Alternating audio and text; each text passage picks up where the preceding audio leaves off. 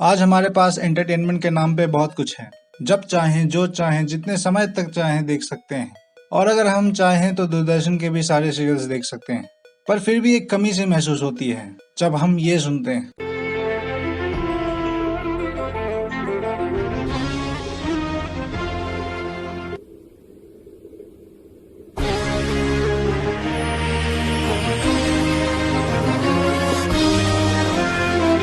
ये है दूरदर्शन और आप देख रहे हैं नेशनल चैनल। ऐसा लग रहा है। तो टॉप 5 में आज हम देखेंगे दूरदर्शन के ऐसे ही कुछ बेहतरीन सीरियल्स जिनका नाम सुनने के बाद सारे सीरियल्स चाय कम पानी लगते हैं। 5 ऐसे सीरियल्स बताने जा रहा हूँ जिसको अगर आपने नहीं देखी है तो आपको देख लेनी चाहिए। खुशी की बात यह है कि ये यूट्यूब पे अवेलेबल है। तो स्टार्ट करते हैं हम आज के टॉप 5।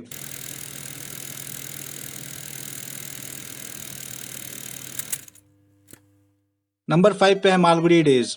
इसकी IMDb रेटिंग है 9.5 और करीबन 3000 लोगों ने इसको वोट किया है। ये सीरियल 1986 से 1988 तक चली। हर साल 13 एपिसोड्स आते थे। फिर ये सीरियल को 2006 में किसी और डायरेक्टर ने बनाया 15 एपिसोड्स के लिए। ये सीरियल RK नारायण की शॉर्ट स्टोरीज पे आधारित है। हर एक कहानी देखने के बाद आप सोच में पड़ जाएंगे और एज ए पर्सन आप बहुत ही ज्यादा इंप्रूव करेंगे खुद को। हर एक कहानी में आपको अलग अलग एक्टर्स नजर आएंगे, पर खुशी की बात यह है कि सारे एक्टर्स को ऑडिशन लेने के बाद ही काम दिया गया है। इसीलिए जितने लोगों ने भी मालगुडी डेज में काम किया है उनकी एक्टिंग जबरदस्त थी।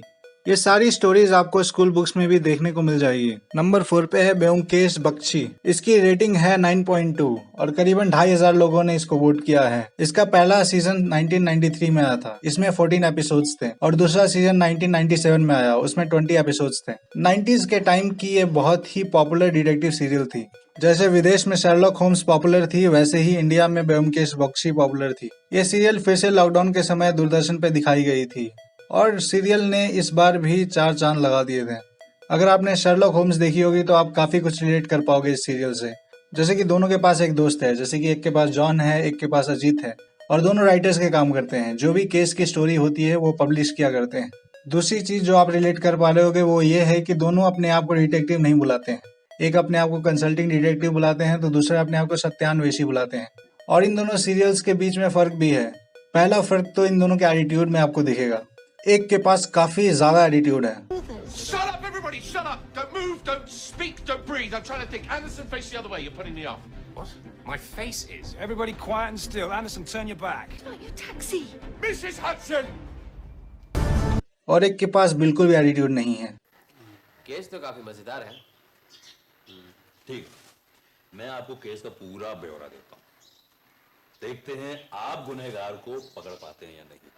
अरे ये क्या कह रहे हैं आप जैसे अनुभवी पुलिस अफसर अगर इस केस को सुलझा नहीं पाए तो मैं क्या करूंगा। फिर भी अच्छा सुनाइए ना। और दूसरा फर्क ये है कि शर्लॉक होम्स को पुलिस कोऑपरेट नहीं करती, पर ब्योमकेश बख्शी को पुलिस अच्छे से कोऑपरेट करती है। मैं बेनेडिक्ट कम्बरबैच की शर्लॉक होम्स की बात कर रहा हूँ। तो अगर आपने शर्लॉक होम्स देख रखी है फिर भी मैं आपको कहता हूँ कि आपको ब्योमकेश बख्शी बहुत ज्यादा पसंद आएगी। नंबर 3 पे है शक्तिमान। इसकी रेटिंग 8.1 है और करीब 3800 लोगों ने इसे वोट किया है। इस शो की पॉपुलैरिटी इतनी ज्यादा थी कि इसके सामने IMDb रेटिंग भी कोई मायने नहीं रखती। यह सीरियल 13 सितंबर 1997 से शुरू हुई थी और 27 मार्च 2005 तक चली। टोटल 450 एपिसोड्स बने हैं शक्तिमान के।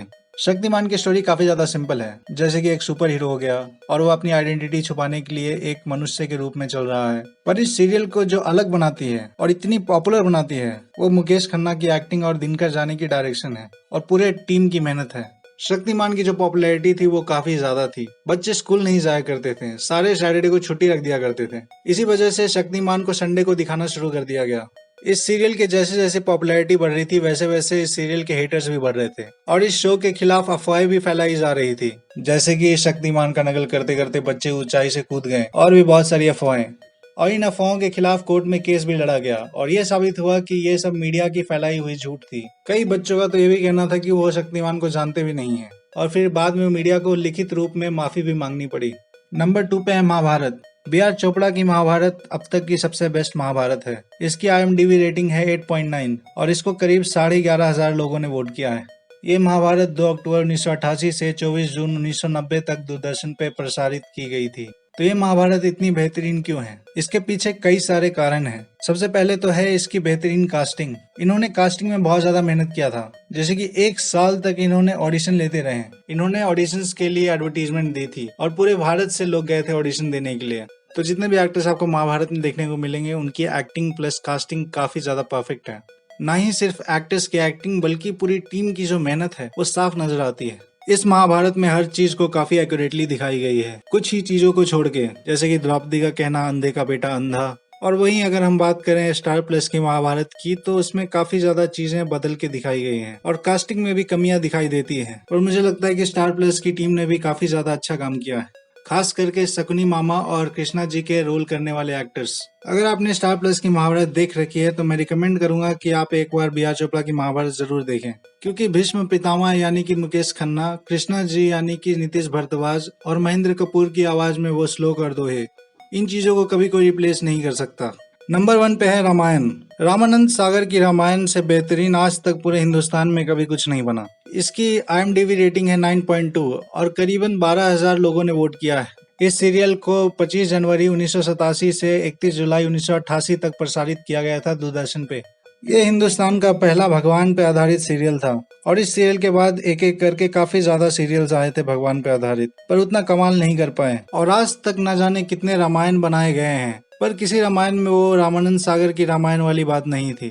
इतनी ज्यादा परफेक्ट कास्टिंग थी कि जितने भी एक्टर्स थे उनको सच में भगवान मान लिया गया था और इसी वजह से उन्हें कोई दूसरा काम नहीं मिला। बात करें म्यूजिक डायरेक्टर्स और सिंगर्स की, तो उन्होंने इस सीरियल को नेक्स्ट लेवल पे पहुंचा दिया। अब बात करते हैं रामायण ने जो रिकॉर्ड बनाई थी उसकी। अप्रैल 16, 2020 को जो एपिसोड दिखाया गया था उसको 7 करोड़ 70 लाख लोगों ने देखा था। टीवी सीरीज के इतिहास में दूसरा वो सीरियल था जो इतने सारे व्यूअर्स को एक साथ ला पाया था। पहले स्थान पे एक अमेरिकन टीवी सीरीज मैश, जिसका लास्ट एपिसोड 28 फरवरी 1983 को दिखाया गया था और इसको 10 करोड़ 60 लाख लोगों ने देखा था। अगर देखा जाए तो रामायण इस रिकॉर्ड को भी तोड़ सकता था, पर एक टीवी पे कितने सारे लोग देखते हैं और गांव में आज भी टीवी नहीं होने की वजह से बिना कोरोना से डरे अपने पड़ोसी के घर जाके देखते हैं। तो इंडिया में एक टीवी से ही इतने सारे लोगों का काम चल जाता है। तो रिकॉर्ड्स अगर बताती है कि 7 करोड़ 70 लाख टीवी में देखा गया था रामायण, तो समझ लो कि 14 करोड़ या फिर 21 करोड़ लोगों ने देखा होगा एक साथ दूरदर्शन पे।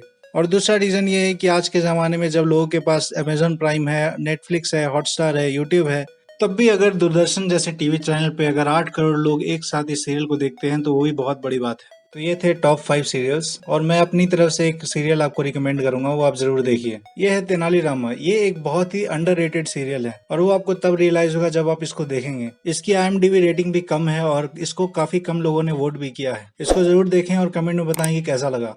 तो ये थी हमारी टॉप 5। अगर आप इससे सहमत नहीं है तो कमेंट्स में लिखिए अपने टॉप 5 और रीजंस भी लिखें। तो मिलते हैं नेक्स्ट वीडियो में।